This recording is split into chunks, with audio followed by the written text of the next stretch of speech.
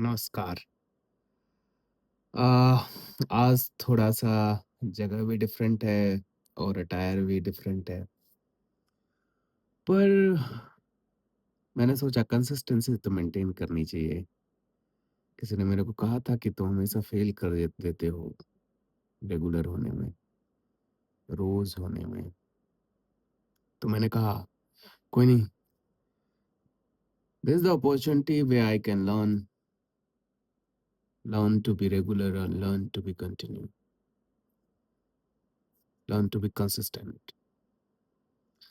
सो और लौंडो चकल्लस बो दिया तुमने भाई साहब। सरपंच जी क्या? सरपंच जी तो निकल लिए। अब कौन सँभालेगा भाई गाँव? सॉरी द प्रधान जी तो निकल लिए। Oh my goodness! तो ताज़ा अपडेट है कि धर्मेंद्र प्रधान ने रेजिग्नेशन डाल दिया। अ, somehow I feel like both way. I feel कि ऐसे एजिटेशंस, ऐसी आवाज़ें तो उठती रहनी चाहिए डेमोक्रेसी में। अगर कुछ गड़बड़ होता है, कुछ गलत होता है तो, राइट? तभी तो जनतंत्र बनेगा, जनता का तंत्र। जब लोग वोकल होंगे, लोग अपनी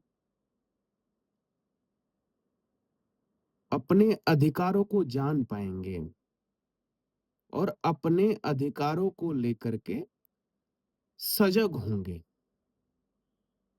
और अपने द्वारा चुने हुए जनप्रतिनिधियों से, चाहे वो कोई हो,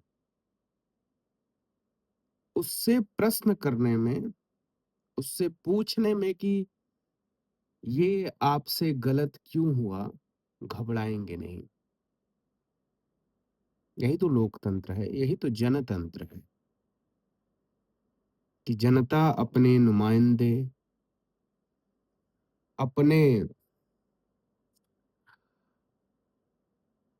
इमेज से कि अपने द्वारा अपॉइंटेड लोगों से क्वेश्चन कर पाए कि आपको ये दायित्व दिया गया था और आपसे यही एक्सपेक्टेशंस थी और जहाँ पे आप फेल हो गए, तो हम आपसे प्रश्न पूछ सकते हैं। यही तो लोकतंत्र है, यही तो जनतंत्र है। तो somehow this whole like protests and things delivered. But the other side is कि ऐसा भी नहीं होना चाहिए कि भीड़ तंत्र में सच को गलत साबित कर दिया जाए या गलत को सच साबित कर दिया जाए। ऐसा भी नहीं होना चाहिए। मेरा मानना था शुरू से कि सरकार को अकाउंटेबिलिटी लेनी चाहिए थी और शुरू में ही मतलब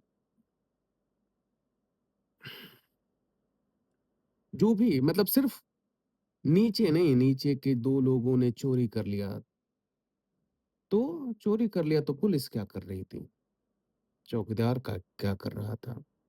रक्षक क्या कर रहे थे? चोर तो सफल हो गया, जो भी उसका मंतव्य था। लेकिन जिनके कंधों पे ये ज़िम्मेदारी थी कि चोरी नहीं होने देंगे, वो तो फेल हो गए ना। और चोर तो चेष्टा करता रहेगा कि वो कहीं न कहीं चोरी करे, क्योंकि उसका व्यक्तित्व ही वही है। तो हमको ये सजग होना पड़ेगा कि हम उनको उनके मंतव्य तक नहीं पहुँचने दें। और अगर हम फेल होते हैं तो हमको ये ज़िम्मेदारी भी लेनी ही पड़ेगी।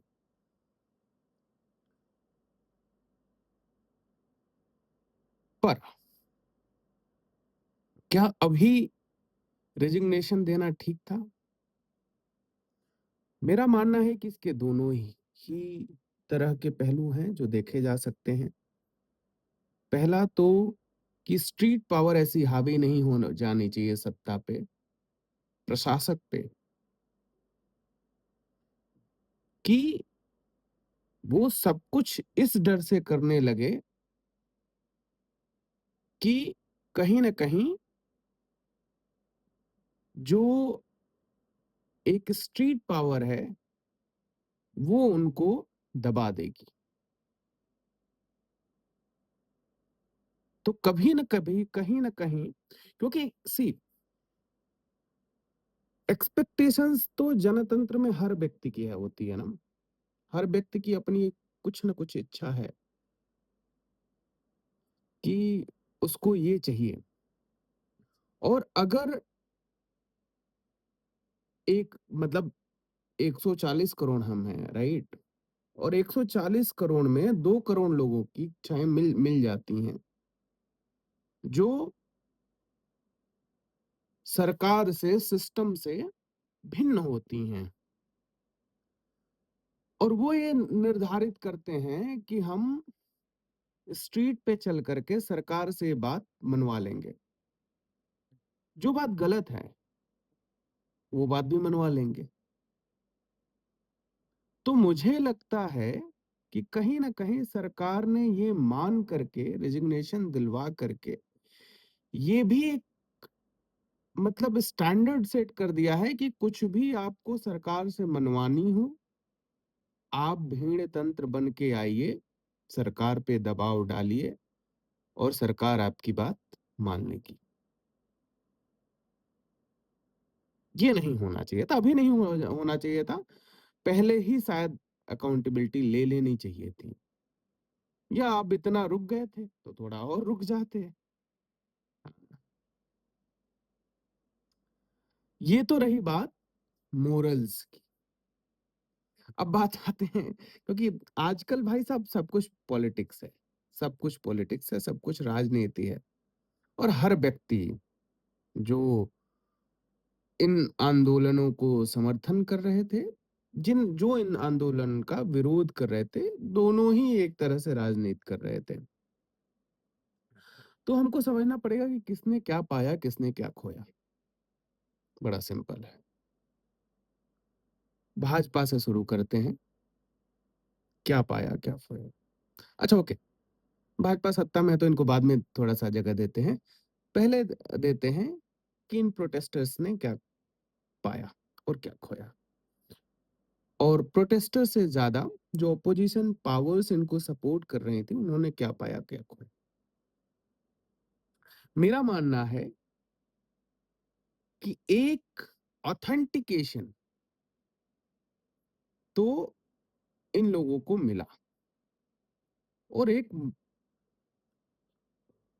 मोरल बूस्ट भी मिला। जो ये लोग इतने दिनों से अपना एजेंडा, अपने चुनाव, सब कुछ हार रहे थे, तो एक जीत इनको फिर से वो स्पार्क देगी, वो एनर्जी देगी कि फिर से लड़ना शुरू कर देंगे। That is also a kind of good for the democracy. दोनों साइड से स्ट्रॉन्ग पार्टीज होनी चाहिए, तभी तो बेहतर निखर के आएगा ना। तो एक बूस्ट इनको मिला है, नो डाउट। देखते हैं इस positive, I would say positive energy को, पॉजिटिव चैनल को ये लोग कहाँ तक लेकर के जा पाते हैं। And I would say it is good good कि ये जो मोबिलाइजेशन हुआ वो एजुकेशन के आसपास हुआ। मतलब इस पूरे मोबिलाइजेशन के, दोनों ही साइड के मोबिलाइजेशन का केंद्र बिंदु जो बना वो शिक्षा बना, जो किसी भी बढ़ते हुए समाज का, विकासशील समाज का एक बहुत ही आधार बिंदु है, बहुत स्ट्रांग पिलर है। तो it is good, good that it happened. बात करते हैं भाजपा ने क्या खोया, क्या भाई खोया तो ये कि अपोजिशन अब को एक एनर्जी मिली, तो वो इनको हर बात पे रोक टोक करने की कोशिश तो करेंगे, हर बात पे अड़ंगा लगाने की कोशिश करेंगे। बात करते हैं पाने पे। मुझे लगता है कि भाजपा ने इस आपदा में एक अवसर ढूंढा कि भाजपा ने अपने अकॉर्डिंग एक अपोजिशन क्रिएट कर दिया लोगों के बीच, मुद्दा आधारित अपोजिशन, जिनकी कोई आइडियोलॉजी नहीं है, वो मुद्दा आधारित सपोर्ट या अपोजिशन डिसाइड करते हैं कि हम आपके सपोर्ट में रहेंगे, अपोजिशन में रहेंगे। और आप देखो, अगर भाजपा का पॉलिटिकल बैकग्राउंड, तो इनका हमेशा से शुरू से रहा है, विकास इनके एजेंडे में रहा है, डेवलपमेंट इनके एजेंडे में रहा है। तो मुझे लगता है कि इसको कहीं ना कहीं ये लोग चैनलाइज कर ले जाएंगे अपने अकॉर्डिंग। दूसरी बात, भाजपा को इससे सबक भी मिले हैं बहुत सारे। सबक ये मिला है कि किसी मुद्दे को बहुत ज्यादा स्ट्रेच नहीं करना है, जो एक्शंस लेने हैं, स्ट्रॉन्ग एक्शंस, वो लिए जाएं, जल्दी लिए जाएं, और वो एक्शंस लोगों को दिखे भी, लोग ये जान पाए कि नहीं, हमारे जो नुमाइंदे हैं, हमने जिनको संसद में भेजा है, हमारे मतलब सत्ताधिकारी बना करके वो हमारे लिए ही काम कर रहे हैं। दूसरी बात, इनको एक और चीज का एहसास हो गया होगा या हो जाना चाहिए कि जो लोग हैं देश के, उनका वो उनका एस्पिरेशन बढ़ रहा है। तो आपको अपनी जो स्पीड है काम करने की, जो गति है, वो बढ़ानी पड़ेगी। जितना आपका एस्पिरेंट यूथ है, उसको ठीक ढंग से आपको चैनलाइज करना पड़ेगा। आपको ठीक से उस यूथ को यूज करना पड़ेगा और उनकी इच्छाओं पे खरा भी उतरना पड़ेगा। और अगर अभी भी आप 80s की, 90s की, 20s, अर्ली 20s की स्पीड से चलेंगे, तो शायद आज की ये जो पॉपुलेशन है, आज का जो ये यूथ है, आज के टाइम पे वो एक्सेप्ट करने के मूड में नहीं है। आज हमको उनकी स्पीड से चलना पड़ेगा। तो I think overall it was good कि हमारी सरकारों को ये डर होगा, और सिर्फ प्रधान जी नहीं, दूसरे मिनिस्टर्स को भी ये डर होगा कि आज का जो यूथ है वो काफी जगा हुआ है। हम हमारे टाइम में हम एक तरह से कहो तो आज्ञाकारी थे। मतलब हमारे माता पिता ने जो बोला, हमारे सोसाइटी के जो बड़े लोग हैं या जिनको हमने चुन लिया, हम उनकी बात मानते थे। लेकिन जो आज का यूथ है, वो सबसे क्वेश्चन करता है, सबसे पूछता है क्यों। वो अपने पेरेंट्स से पूछता है, अपने दोस्तों से पूछता है, अपने बड़ों से पूछता है, और जिनको उसने चुना है उनसे भी पूछता है। तो आपको सिर्फ एक काम करना है, आपको सिर्फ उनकी सुननी है, और आपको उनको एहसास कराना है कि नहीं, आप सुने जा रहे हैं। आपको सुनने वाला है कोई। भले ही कोई काम में देर हो रही हो, भले ही कुछ गलत हो गया हो, लेकिन कम्युनिकेशन है, हम आपको सुन रहे हैं और हम कर रहे हैं। हो सकता है हमको थोड़ा-सा टाइम लग जाए और जिसके रीज़न भी आपको बताने पड़ेंगे। इन रीज़न्स की वजह से थोड़ा-सा टाइम लग रहा है, पर हम करेंगे। मुझे लगता है कि भाजपा जो भी आज हुआ, उन सब में से कुछ तो अमृत ज़रूर निकालेगी। और जैसा संगठन है जिन और जैसे आई वुड से कि ओवरऑल लोग हैं पार्टी में, मुझे लगता है कि इस मंथन से वो अमृत ही चुनेंगे, विष नहीं। बाकी लौंडों को बहुत-बहुत बधाई। अ, बहुत-बहुत बधाई। You literally deserved it. But जो लौंडों के भेष में, जो स्टूडेंट्स के भेष में ये मारपीट कर रहे हैं, अभी भी अभी भी दिल्ली में तोड़-फोड़ मचा रहे हैं, पुलिस की गाड़ियों को तोड़ रहे हैं, फोड़ रहे हैं, ये मत करो, ये शोभा नहीं देता। डेमोक्रेसी का मतलब ये नहीं होता है। आप आए, आपने आवाज़ उठाई, appreciate, we all appreciate it, but now vandalizing our own properties made by our own taxes, that's not right. ये हमको समझना पड़ेगा कि ये किसी के चाचा के घर से आकर के सामान नहीं लगा है, किसी के पापा ने आकर के सामान नहीं बनाया है, मंगल ग्रह से नहीं आया है, हमारे आपके टैक्सेस से बना है और हमको उसका रिस्पेक्ट करना पड़ेगा। हम इस सोसाइटी को, इस सिस्टम को ठीक कर सकते हैं, हम इनको बर्बाद नहीं कर सकते। बर्बाद करेंगे तो हमारा ही नुकसान है।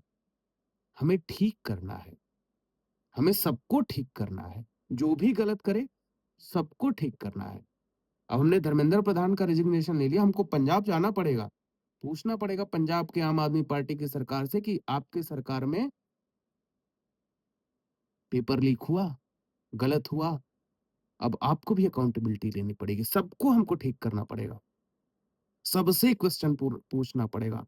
प्रधान से लेकर के प्रधानमंत्री तक सबसे प्रश्न पूछने पड़ेंगे, तब ये सिस्टम ठीक होगा। पर सिस्टम में हम सिस्टम को उखाड़ नहीं सकते, हम सिस्टम को ठीक कर सकते हैं। सिस्टम में ही हम ही हैं, हम लोग ही सिस्टम में हैं। हमारे दोस्त, मित्र, हमारे पेरेंट्स, ताऊ, चाचा, बाबा, कोई आस-पास, यही तो चला रहे हैं ना देश। कोई एलियन आकर के हमारा देश चला रहा है? हमसे ही तो हमारा देश चल रहा है। और अगर हमसे ही हमारा देश चल रहा है, तो हम अपने लोगों को समझा सकते हैं, उन्हें बता सकते हैं अगर वो गलत हो गए कहीं पे तो। पर हम अपने घर को तोड़ तो नहीं सकते ना। अगर हमारे पेरेंट्स से कुछ गलती हो गई तो हम उनको बता सकते हैं कि आपसे ये गलती हो गई। क्या हम अपना घर उखाड़ देंगे? क्या हम अपना घर तोड़ देंगे? तो ये देश भी तो हमारा घर है। गलत है। फिर से मैं कहूँगा जो रोज़ कहता हूँ, अपनी इस जनरेशन से, अपने छोटे भाइयों से कि आप पढ़िए, आप पूरे विश्व में जाइए और भारत का नाम बढ़ाइए, भारत को आगे बढ़ाइए और खुद से भी प्रश्न पूछिए जब अगली बार आप कहीं जाएँगे और अब आपको लगे कि ये काम 10 मिनट पहले हो सकता है, लाइन में खड़ा नहीं होना पड़ेगा, ₹100 दे देने से, ₹500 दे देने से, जब आपको ये थॉट आए तो आप खुद से भी प्रश्न पूछिए। आप खुद से तब भी प्रश्न पूछिए जब रोड पे चलते हुए पेपर नहीं होने की वजह से, ओवर स्पीडिंग की वजह से आपका चालान कट जाता है और आप पुलिस वाले से रिक्वेस्ट करने लगते हैं कि ₹500 लेकर के छोड़ दीजिए, तब भी आप खुद से प्रश्न पूछिए। आपको खुद से प्रश्न पूछना पड़ेगा जब आप अंडर एज होते हैं और अपने पेरेंट्स से बोलने लगते हैं कि हमें गाड़ी चलाने दो, तब भी आपको खुद से प्रश्न पूछना पड़ेगा। सिस्टम खाली एक मंत्री के बदलने से नहीं सही होगा। सिस्टम 140 करोड़ के बदलने से सही होगा। 140 करोड़ नहीं तो 100 करोड़ को तो बदलने से ठीक होगा ही। 100 करोड़ बदलेंगे तो 100 बाकी के 40 करोड़ अपने आप बदल जाएंगे।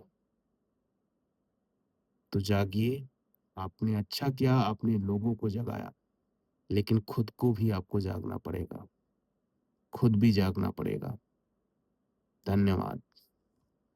प्रणाम।